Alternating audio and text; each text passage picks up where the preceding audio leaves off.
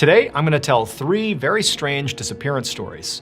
And in one of them, I'm even going to play some audio that was recently made public that's very unsettling. So you want to make sure you stick around for that. But before we get into today's stories, if you're a fan of the strange, dark, and mysterious delivered in story format, then you've come to the right place because that's all we do, and we upload once a week. So if that's of interest to you, please sneak into the like button's house and replace all of their shoelaces with slightly shorter ones. Also, please subscribe to our channel and turn on all notifications so you don't miss any of our weekly uploads.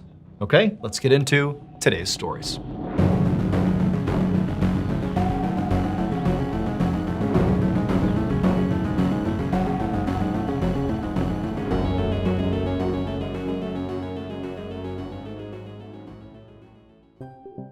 At 8:30 p.m. on August 20th, 2010, a 76-year-old man named Zhang walked through the streets of New Taipei City, which is a major city in northern Taiwan. Zhang was on the end of an evening walk, and he was making his way back towards his daughter's apartment, where he was also staying. And as Zhang neared the apartment, he happened to notice there was a street lamp right outside with this big poster attached to it that he hadn't seen before. And as he got closer, he saw there was also this picture of this middle-aged woman whose name was Chen Yan-Chui, and apparently she was missing. And not only that, she also lived in the same building that his daughter lived in. Except Chen was actually a dementia patient, and she was staying on the 5th floor of this apartment building complex where there was this memory care facility, and that's where she was being taken care of. And about a week earlier, she had gone out for an evening walk, this is what it said on the poster, and just not returned. And so since the week before, police had been out looking for her and her family and friends. They were putting these posters up, and it was clear, nobody had found her yet. Now, Zhang had never met this woman, but he sort of felt bad for her. And so he found himself staring at this picture and trying to memorize her face, in the off chance that he just saw her somewhere. He could report her to the authorities and hopefully get her rescued. And so after staring at the picture for a little bit longer and sort of feeling bad for this woman, Zhang turned and just continued inside the apartment building. And once he was in the apartment building, he made his way over to the elevator. He hit the up button and he waited, and then a moment later, there was a ding and the doors opened up. He stepped onto the elevator, he pressed the button, the doors closed, and then Zhang waited as he headed up to his daughter's apartment on the 7th floor. But as he was going up, he noticed he had accidentally hit the 6th floor, not the 7th floor. And right at that moment, he saw that he was reaching the 6th floor, and so the elevator car was slowing down. And so he just was like, oh, whoops, and he hit floor 7. But by the time he hit floor 7, the car had come to a stop on floor 6, and the doors were opening. Like it would need to reset. Doors open on 6, they close, and then he'd go to 7. Like this is no big deal. And so Zhang is just waiting, for these doors to open, shut, and go up one more floor. However, when the doors opened on floor 6, Zhang is looking straight out, and he could not believe what he saw, and he just began to scream. Around the same time this was happening, Zhang's daughter was finishing up her shift at work when she got a phone call, and she saw it was coming from her dad, and he rarely called her when she was at work. So this was sort of confusing and surprising, and so right away she picked it up and she answered, and immediately she hears her dad screaming incoherently. He's obviously terrified, and all Zhang's daughter can hear is that her dad is saying he's trapped in an elevator and he doesn't know what to do. And so, Zhang's daughter is getting scared just based on what her dad sounds like. She doesn't really know what's going on, but she told her dad, like, okay, I'll call the building. We'll get you some help. Like, stay calm. You're gonna be okay. But her dad just continued rambling and he was totally incoherent. And eventually, Zhang's daughter just said, okay, dad, like, just hang tight. I'm gonna get you some help.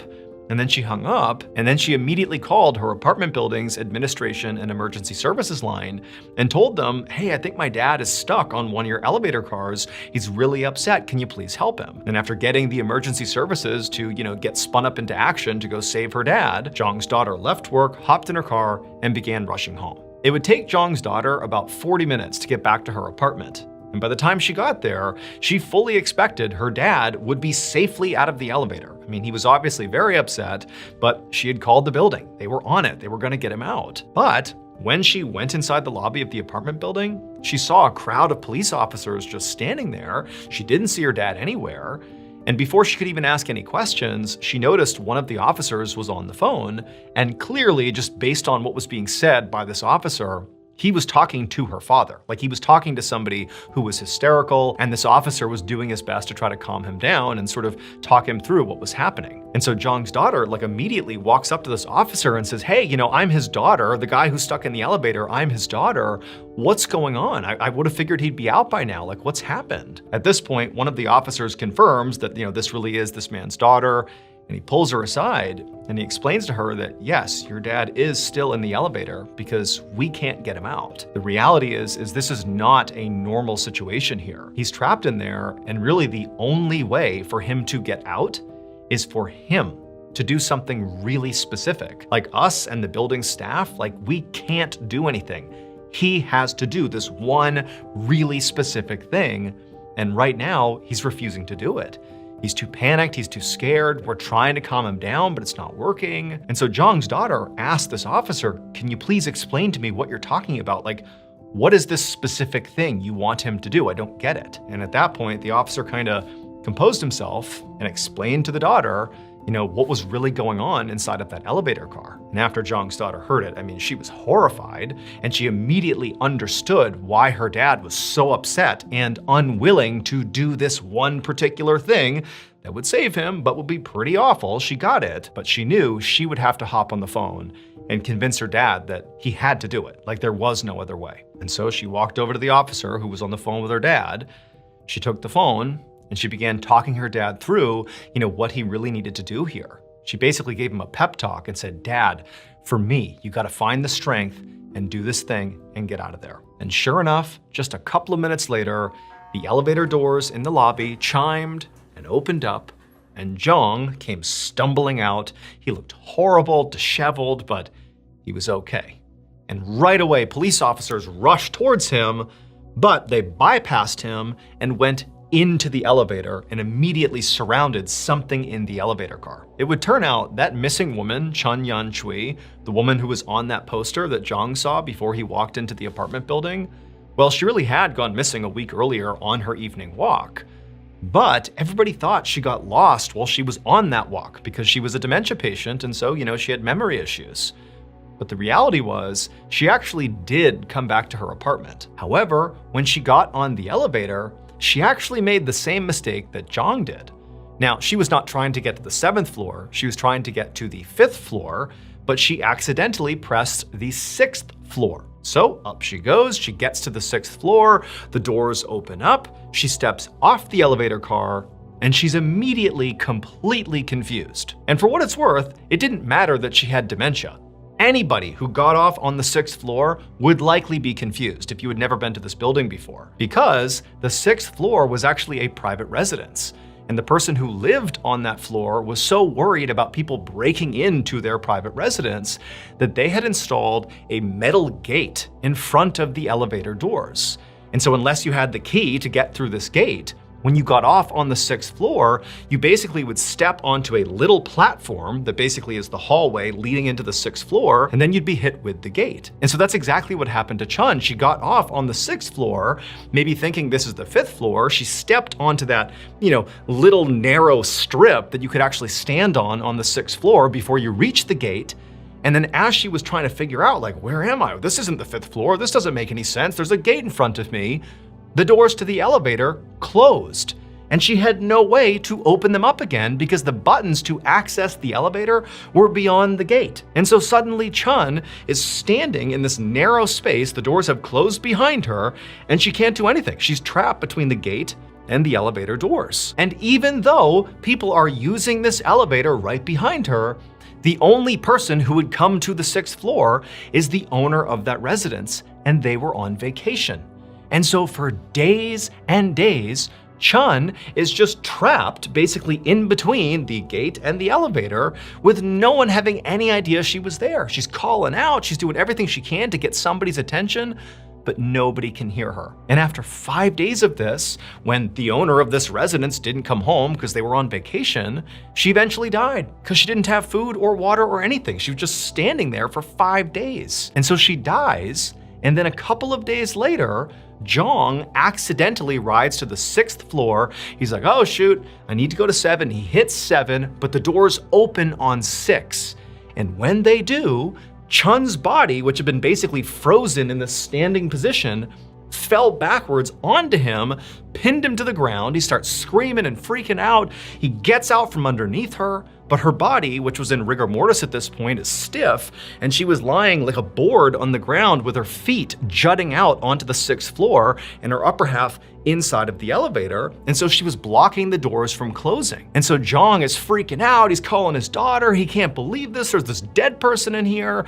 And eventually police get involved and they tell Jong, you just gotta move the body so the doors will close. But again, her body is heavy and it's stiff and she's obviously deceased. She's starting to decompose, and Jong basically couldn't handle it, and he was unwilling to move her body until his daughter hopped on the phone and said, you gotta do it. At which point he managed to lift her up, get her out of the way, and kind of push her off to the side of the elevator car. He rode down to the bottom, at which point the police came in and handled the situation. Now, the owner of the 6th floor residence was not held criminally responsible, despite putting that gate up that created this trap that killed Chun. However, despite that, he would end up paying Chun's family about $97,000 US equivalent just to compensate for her death.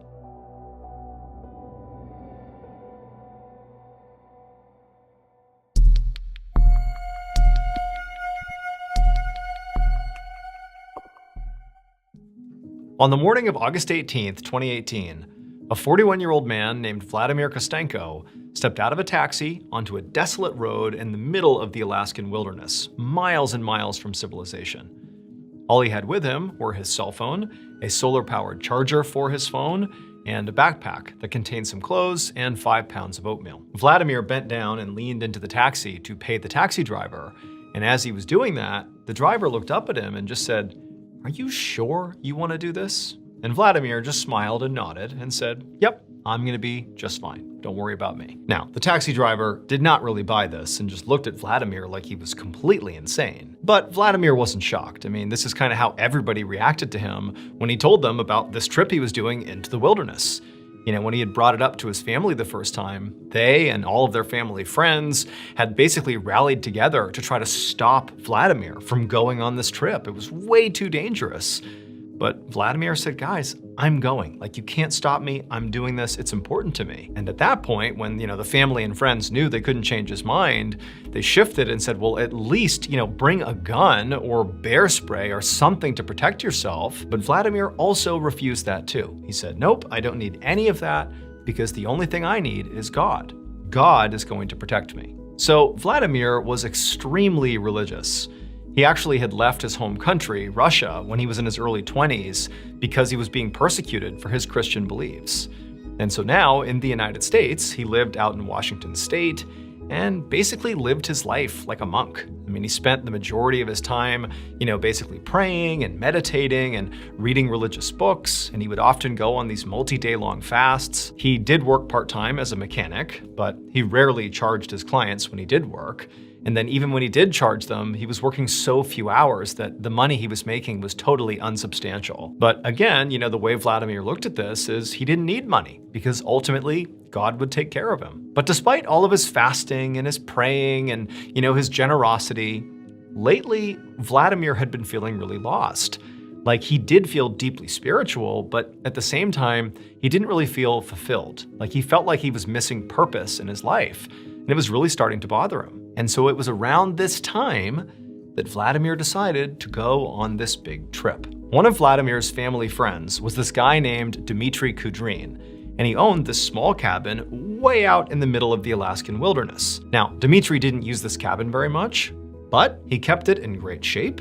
It was fully furnished, there was a wood-burning stove inside, and the pantry was stocked with 3 years' supply of food. And so at some point, when Vladimir and Dmitry were talking, and Vladimir talked about feeling sort of lost and wanting to reconnect with his spirituality and find his purpose in life, well, at some point, Dmitry said, well, hey, if you want, you can go use my cabin and sort of disconnect from society and go retreat out there and sort of focus on yourself and sort of get right with the world. You're welcome to go out there anytime you want. You can stay out there as long as you want and for free, no problem. And Vladimir had happily accepted. And now here he was, standing on this desolate road in the Alaskan wilderness, watching as the taxi driver drove away. Except he wasn't even close to the cabin. I mean, he was in the middle of nowhere already, but he still had to go 14 more miles with no trail to make his way to this cabin. But Vladimir was so excited, he really felt like this was the thing he needed to figure out his purpose in life. And so he put his backpack on, took a deep breath, and began to hike. 3 months later, on November 3rd of 2018, Dmitry, Vladimir's friend who owned this cabin, found himself in his plane flying over the area roughly where his cabin was.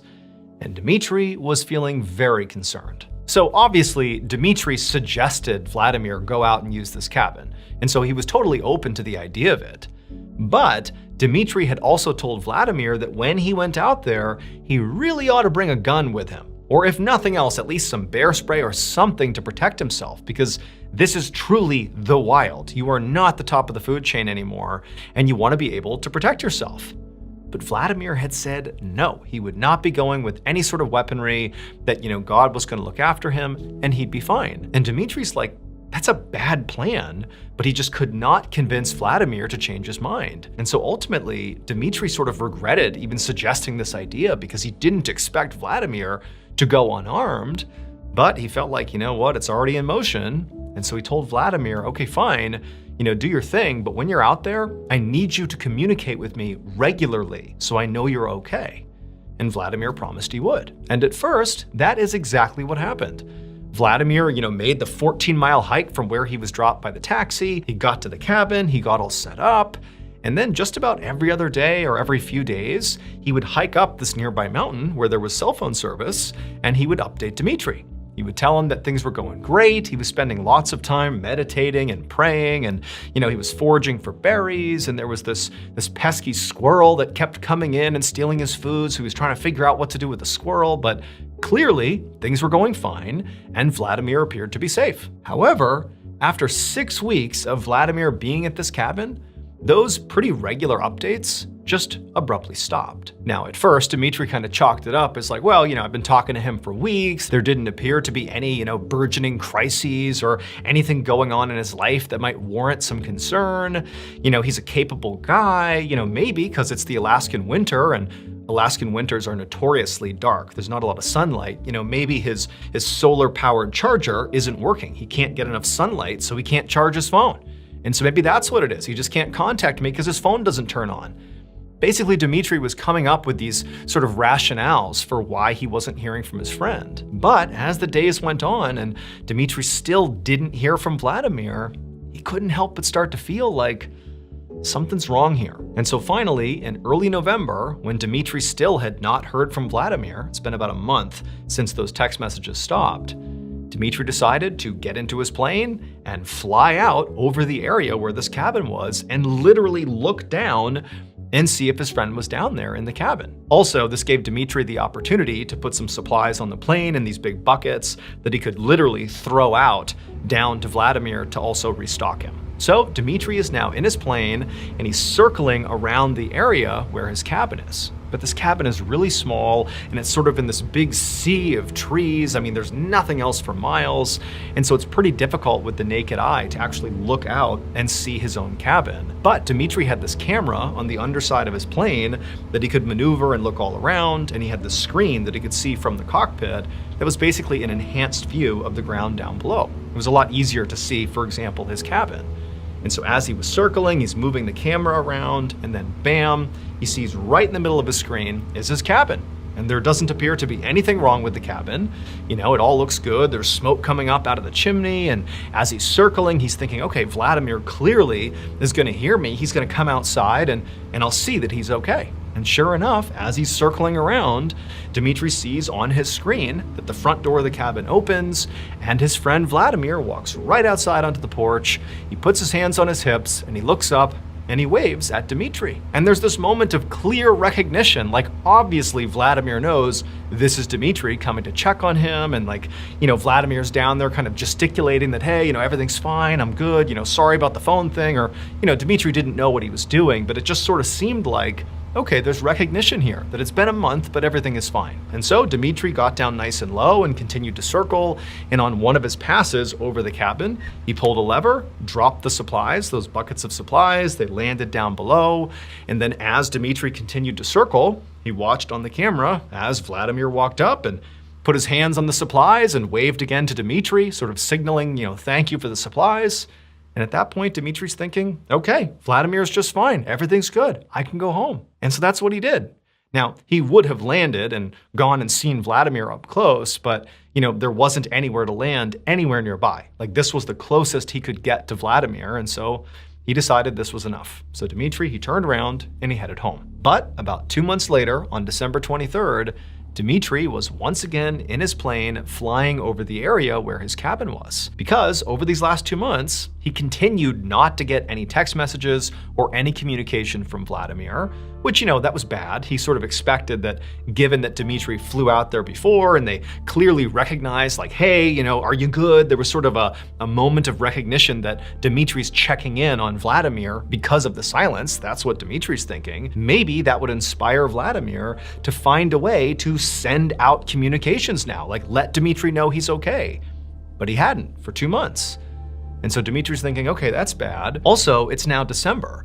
And the winter in Alaska is full bore. I mean, tons of snow on the ground. It's frigid temperatures. It is truly brutal winter conditions. And then lastly, there had also just been this major earthquake in the area where Dmitry's cabin was. And so all those things combined made Dmitry think, okay, I better get out there and just check on Vladimir again. And so once again, Dmitry is circling low over the area where his cabin is. He's got his camera trained towards the ground and he's moving it around as he's circling, and eventually he finds his cabin. And his cabin is clearly in one piece. So the earthquake did not destroy his cabin, but there's no sign of Vladimir anywhere.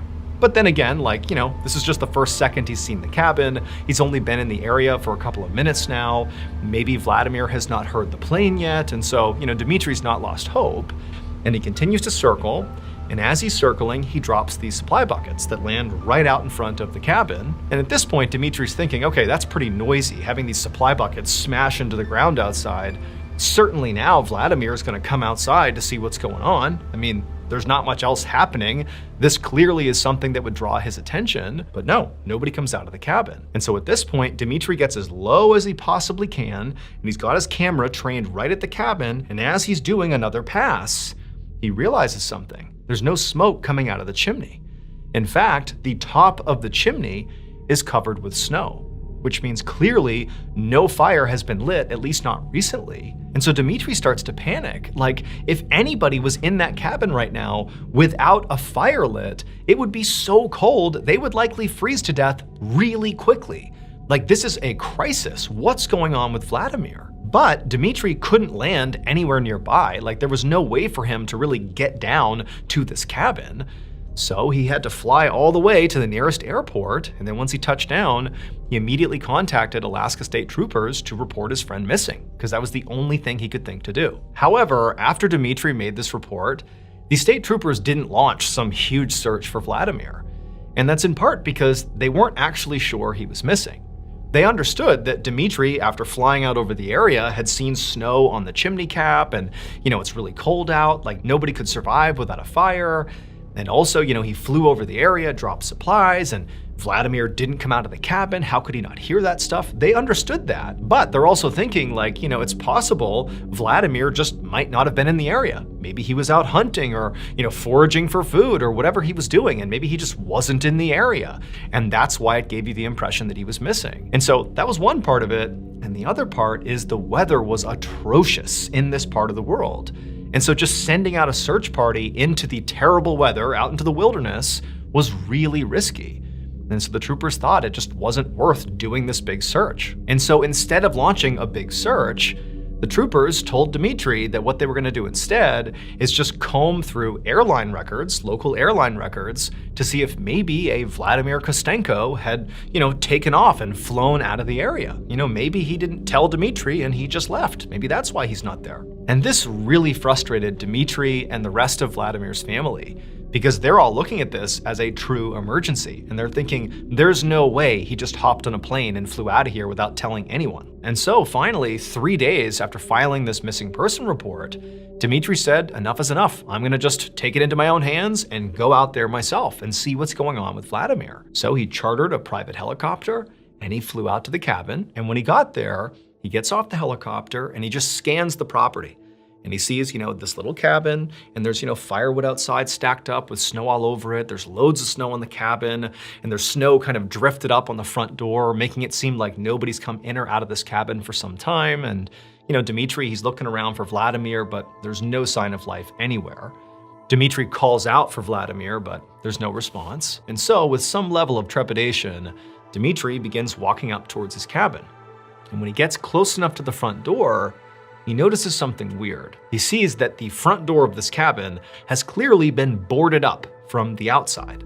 There's this big piece of metal that's been placed, basically blocking the door, so nobody could go inside of it. And so Dmitry's thinking, why would you do this unless you were leaving the cabin?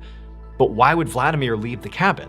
Where is he? I don't understand what's going on here. And so Dmitry goes up to this piece of metal and pries it off the front door, and then he swings open the front door and he looks inside, and everything is pristine. Vladimir is not inside, but the cabin looks immaculate. There's still firewood, there's still food, there's no sign of chaos, no sign of any struggle whatsoever, everything looks exactly like it should. And so Dmitry, he began walking around inside of this cabin, looking for any clue as to what happened to Vladimir. But there was nothing.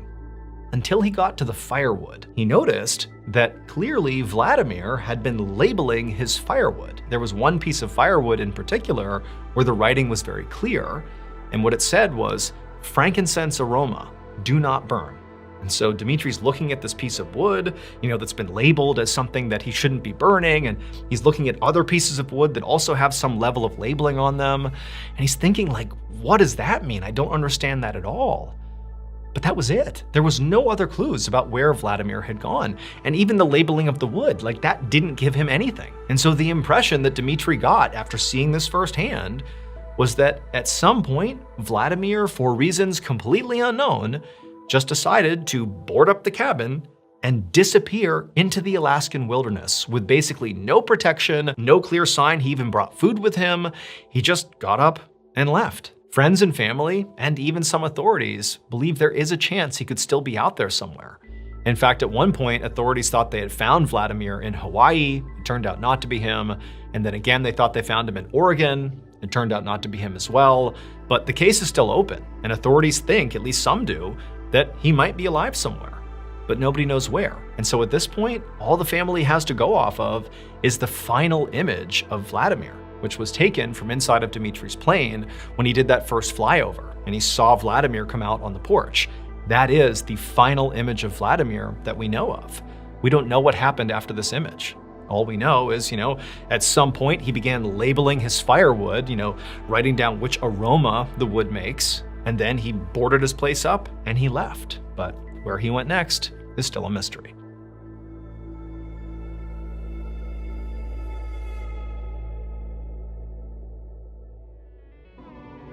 In case you haven't heard yet, our newest graphic novel, Mr. Ballin Presents Where Nightmares Live, is available for pre-order right now. It contains another 9 heart-stopping, strange, dark, and mysterious stories, all based on real events.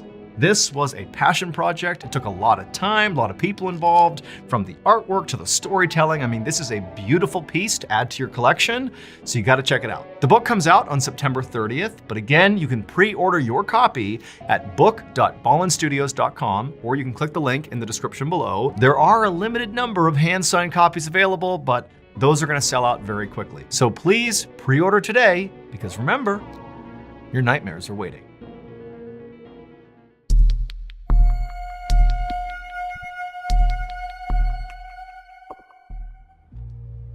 At 7 p.m. on October 21st, 1978, a 20-year-old pilot named Frederick Valentik flew his small plane over a body of water just south of Australia called the Bass Strait. He'd just taken off from Melbourne, Australia, and his flight plan was to go 60 miles south to an island called King Island. And he was really excited about this flight. Not so much about where he was going, but because this represented the first time he'd actually be flying by himself at night. So Frederick had always dreamed of becoming a pilot, but the journey to actually becoming one had been really difficult. He had applied twice, actually, to the Royal Australian Air Force, but unfortunately he could not meet their requirements. And then also, he had tried to become a commercial airline pilot, but he had failed their tests. But luckily for Frederick, his father had a ton of money, and he ultimately swooped in and funded Frederick to take some private lessons, and through that, he was able to ultimately pass the tests and get his pilot's license. And so, as Frederick coasted along, looking down below at the lights of Melbourne disappearing behind him, he felt like he was on top of the world. He was doing the one thing he had always dreamed of, and he was so happy, and it was so cool to be doing it at night by himself. And so he was just looking out at the sights and looking ahead at the Bass Strait, which is this huge, dark expanse of water. And it was like everything was right in the world. He was doing exactly what he wanted to do. However, only a few minutes into this flight, at 7:06 p.m., something strange happened. As Frederick was flying along, he suddenly became aware of a light coming from somewhere behind him. Remember, it's nighttime, so it's totally dark where he is, and he's flying over a body of water, so he's kind of like in this void of darkness.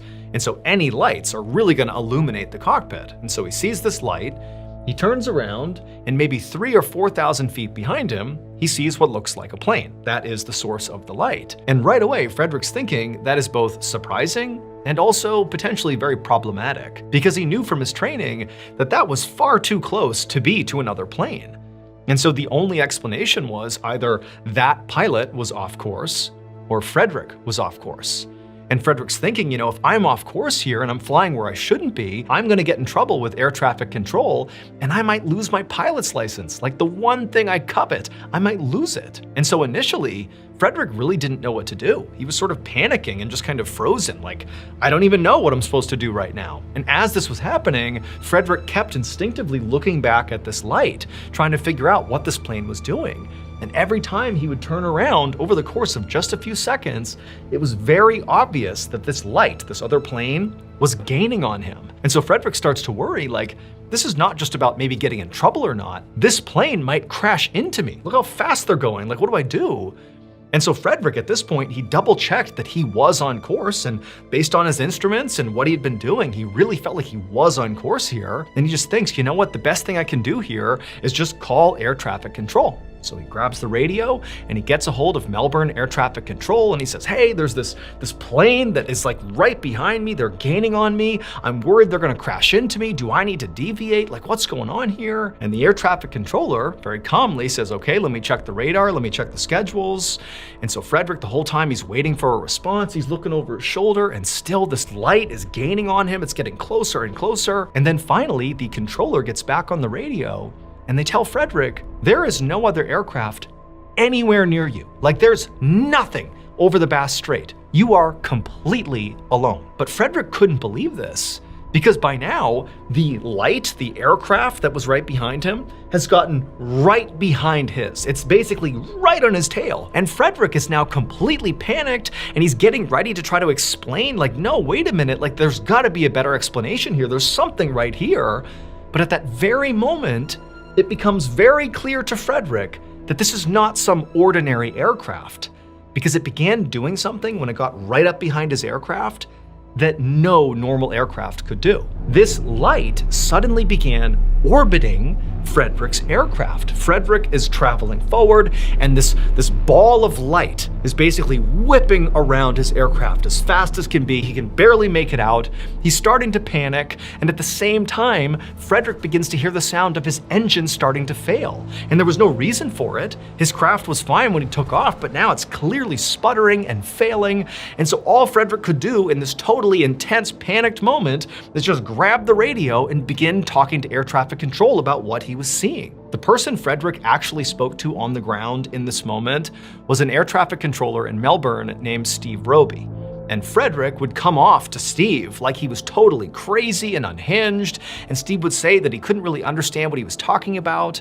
But at some point, Frederick clearly began talking about some sort of craft orbiting his own, and that his engine was starting to fail and he didn't know what was going to happen and he couldn't make an emergency landing. He was over water. And then suddenly Steve remembers hearing this grinding metallic sound come over the radio that basically washed out whatever Frederick was saying. And then it just goes deadly silent. And after that, Frederick disappeared. They searched the area where they knew he was before he disappeared, but they never found his plane. There was no sign of a crash. He never landed at King Island or went back to Melbourne. He was just gone. All they have is that final recording of him describing something orbiting him, then this grinding metallic sound, and then silence. And recently, that audio recording was made public. Now, before I actually play a clip from that audio, here's the official explanation for what happened to Frederick. As he was flying over the Bass Strait, it was so dark and there were no lights really anywhere that at some point, because he's an inexperienced pilot, I suppose, he flipped his plane upside down without realizing it, and the light that he was seeing was actually just a reflection off the water below of his own plane.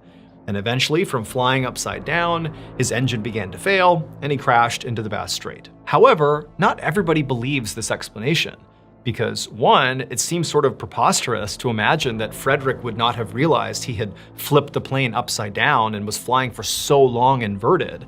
Like, how could you not notice that? And two, this would not be the first time that somebody reported unexplained phenomena over the Bass Strait. In fact, over the years leading up to this incident with Frederick, there had been so many reports of UFOs flying over the Bass Strait and also unexplained disappearances that they've dubbed the Bass Strait the Bass Strait Triangle, after the Bermuda Triangle. Basically, it's a part of the world where a disproportionate number of unexplained phenomena occur. And so to this day, Frederick's disappearance remains a mystery.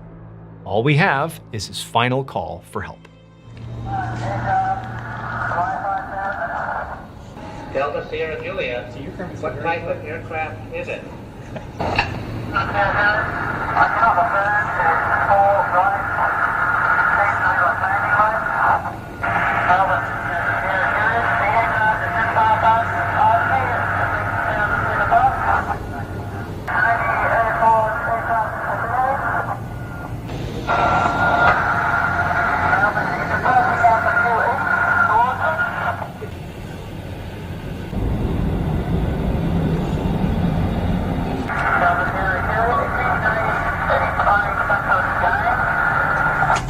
That was deleted from the press accounts for some reason.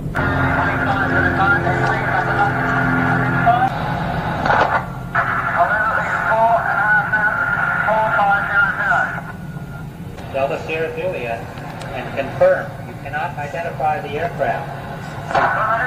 Delta Sierra Juliet, roger. Stand by.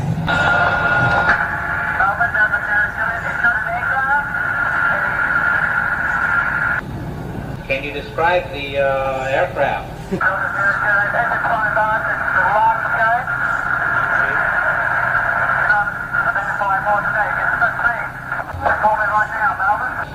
Delta Sierra Juliet, roger. How large would the object be?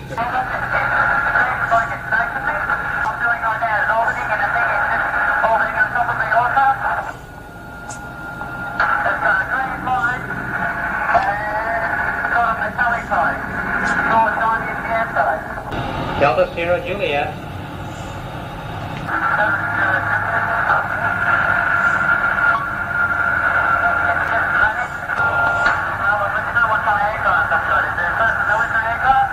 Delta Sierra Juliet, confirm the aircraft just vanished. Delta Sierra Juliet, is the aircraft still with you?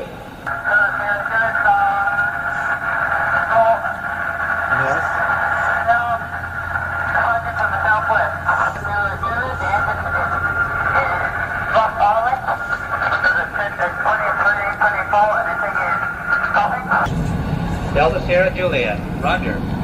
What are your intentions? My intention is to go to King Island, Melbourne, the strange aircraft is bothering and properly again. And they're bothering, and it's not an aircraft. Delta Sierra Juliet, Melbourne.